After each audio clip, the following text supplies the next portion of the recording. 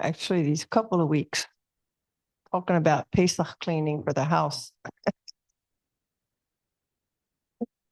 It's not easy to do, and it's not fun to do, and it requires a lot of concentration and caution. And I kind of come here as a mashgicha, which I have been in the past, or the OU, the Star K, so to speak.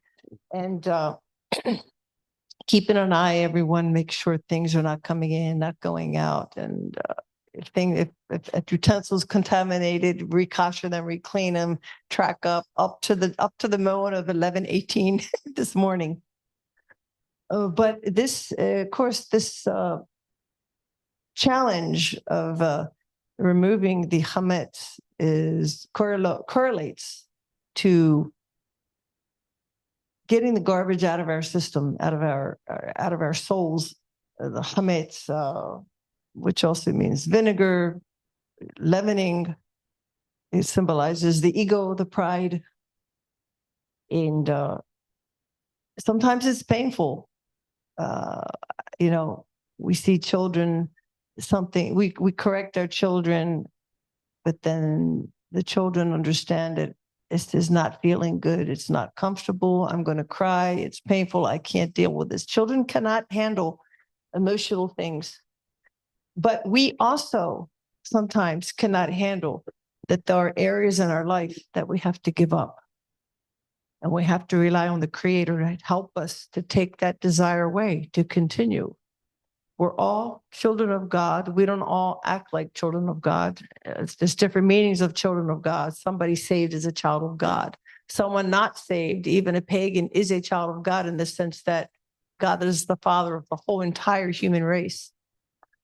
And so the final days to Pesach, the cleaning is done, then the purification, and then the step of not bringing any chametz in the house or into your possession for a whole week, and to even mavatal, to negate whatever chametz you have with you, to, how do you say lavatel, to negate. So there are tempting things that come up in our lives, habits, attitudes. I'm very sensitive, but the smallest exhortation, I was corrected last night, and it got to me. It hurt. But she was right. I'm not going to give names. It's not about who said what, but it's about we have to deal with our thoughts, with our attitudes, and we have to accept everything. You may not have to agree with something. Oh, I saw you do this. No, I didn't do it. Well, maybe I thought I did it, or I wasn't paying attention how I did it, and then we point the finger. But anyway, the main thing is to admit we need to be more careful, more cautious in our lives. And so you have the Su'udat HaChol, the meal of all year round eating the chametz. And then we have the whole 8 days of refraining from the chametz. And then it's really interesting, the Su'udat HaMashiach, or like the Last Supper of Yeshua, and he took the cup and took the bread, saying, "This is my body." The Catholics literally believe that it becomes the body and blood of Yeshua. But it's possible he may have been just prophesying that Hashem was saying, "This is my body, this is my blood." In the sense of eating bread is similar to the Torah. So partaking of blood is also a pagan custom amongst the Romans. They would drink blood and be possessed by the animal, so to speak. So I think that it was something to go against that and bring it into a monotheistic thing. Who knows? But we're partaking of, there's also another feast, the marriage supper of the Lamb. And the marriage supper is the bride leaves the mother and father's home, goes to another environment. Traditionally, back then, they lived with the other parents, the husband's parents. And there you go. It's another adjusting to different people, different things.